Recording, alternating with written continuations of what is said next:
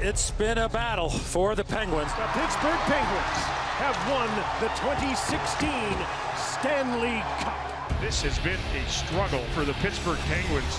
The Pittsburgh Penguins have done it again, back to back. You're talking about an extended run the wrong way for the Pittsburgh Penguins. What's happened here? Since the Pittsburgh Penguins repeated as Stanley Cup champs in 2017, the trajectory of the franchise has gone from disappointing to disastrous. But how exactly did one of the most successful teams of the salary cap era fall off a cliff? For the Penguins, they are running out of time. This could be the final curtain call for this trio. Father Time just eventually catches up to everybody. For nearly 2 decades, the Pittsburgh Penguins were built around the core of Sidney Crosby, Evgeny Malkin, and Chris Letang. But as that core aged, the direction of the club stayed the same. Recent GMs Ron Hextall and Kyle Dubas, they both tried to extend that core's competitive window, but instead, they have a roster that is currently the second oldest in the league, mired in mediocrity with no sign of hope on the horizon. Here's what Hextall did for the 2+ years that he was in charge. He brought in 30+-year-old Mikael Granlund, while both extending 37-year-old Jeff Carter and protecting him ahead of the Seattle expansion drafts, while 25-year-old and future 40-goal scorer Jared McCann was jettisoned.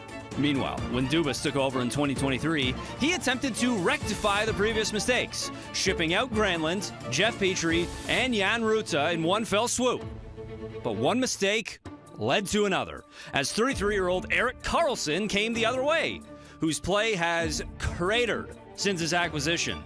But while aging stars are a problem, an even larger issue is the cost of those stars. They're trying to keep the window of contention open as long as possible. You think of trying to work the numbers to keep this trio together. When Fenway Sports Group took control of the Penguins franchise in 2022, they made sure that the legendary core of the Pens would stay intact.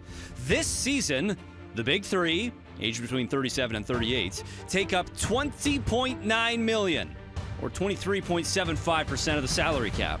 Meanwhile, even worse than Karlsson's number on the ice is the cap number that he carries off the ice.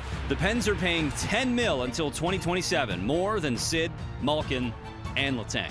In order to make room for Karlsson, Dubas had to trade Jeff Petrie and Riley Smith and still retain salary. And that's not the only contract with a question mark. How about Tristan Jarry, 5 years, almost $27 million? He's in the minors. Ryan Graves, 6 years, $27 million, 0 points this season, both signed by Dubas. Meanwhile, Hextall's fingerprints have also smudged the Pens' salary cap picture. How about Granlund at $5 million sheets for the cost of a second-round pick? The return on investments was 1 goal in 21 games before he was eventually dealt to make room for Karlsson. But the failures of both Hextall and Dubas extend beyond just salary cap management. They've traded away a lot of first-round picks over the years. This Pittsburgh team, they are facing big-time adversity. When your team is all in every single year, you inevitably run short on draft capital. And when you're short on draft capital, you need to hit home runs with your limited supply. The Penguins haven't hit a home run, a triple, a double, a single. They can't even muster a hit by pitch. Since 2017, the Penguins have made 42 draft selections. Of those 42 picks, just 5 have played for the Pens. Those 5 have laced up for just 107 games. Last season, the Pens, for the first time in forever, took on a seller's role at the trade deadline. Despite requests from players to make a playoff push, Dubas went the other way, trading star forward Jake Gensel, and was only able to net a second-round pick in lower-end prospects. The cost of winning is that when you're going to win, you got to trade young assets away. They have not been able to develop young players. The Penguins' prospect pool isn't deep. Dive in and you're hitting concrete. Rutger McGroarty is, by general consensus, their highest-ranked prospect, and he's played only 3 games this season. Meanwhile, the first-round draft pick sent to San Jose as part of the Karlsson deal turned into Sam Dickinson, an OHL defenseman with 58 points in 35 games through January. Pittsburgh has made just 3 first-round picks since 2017. They've made just 8 picks within the first 2 rounds, both tied for fewest in the league over that span. The cupboard is bare.